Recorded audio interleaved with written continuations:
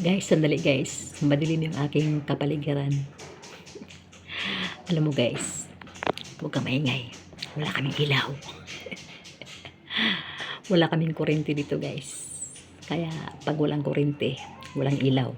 Tapos yung aming tirahan is hindi naabutan ng liwanag. Kaya bigyan nyo na ako ng liwanag para magkaroon ng liwanag ang aking pagbibideo. Tingnan mo guys.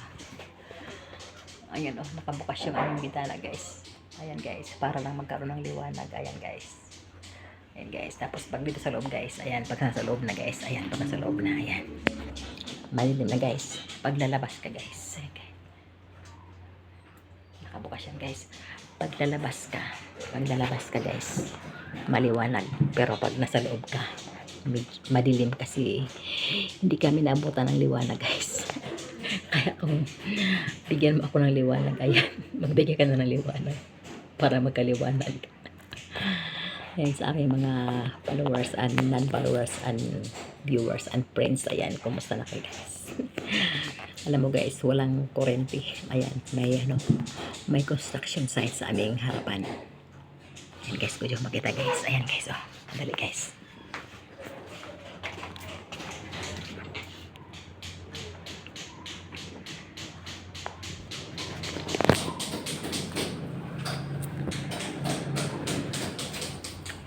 Ayan guys. Nakita mo? May construction site sa aming, aming labasan. Kaya natakpan kami sa liwanag dahil may nakaharang sa aming harapan na construction site. Kaya yung liwanag hindi makapasok sa amin. Kaya yun guys. Kaya bigyan mo ako ng liwanag para magkaliwanag. Joke lang guys. O, totoo talaga guys. Madilim talaga yung sa aming tirahan guys pag walang ilaw, walang kuryente. Kasi guys, ngayong araw na to is schedule ngayon guys dito sa amin na mula umaga hanggang hapon.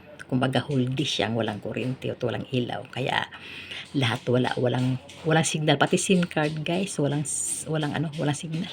Lahat guys. SIM card, wifi, yan, kuryente, wala. Kasi guys, naka-schedule this day talaga na walang kuryente. Kaya ayun, wala kaming guys, liwanag. Wala ding upload maghapon.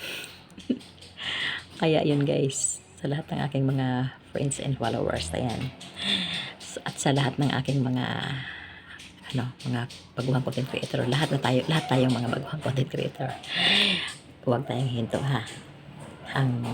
Huwag niyong kalimutan guys, pagbaguhan ka ha, huwag kang gagamit ng music muna ha. Kung gusto mong ma-monetize guys, iwasan mo ang iyong mga upload na may music. Tapos guys, yung iyong profile guys, kailangan natin guys, kailangan tama yung pangalan pagbaguhan ka pa, pag hindi ka pa monetize guys. Kailangan yung profile mo guys is totoong pangalan mo. Kasi yun guys, kung ano yung profile mo, yun din yung nakalagay sa TIN number mo. Kaya kailangan guys, pag profile ka, yung totoong pangalan sa iyong profile. Diba guys? Iba ang profile guys, iba rin ang sa page. Kung may page ka, yun pwede yun sa ibang pangalan. Pero pag profile guys sa FB, kailangan totoong pangalan dahil yun ang ilagay natin sa ating TIN number kung sakaling ma-monetize ka na.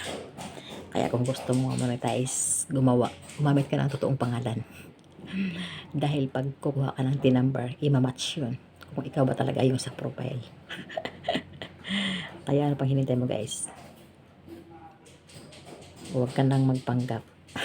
Joke lang. Hanggang dito lang muna guys. Thank you for watching. Ayan, madilim pa rin ang aking liwanag. Madilim pa rin ang aking tirahan.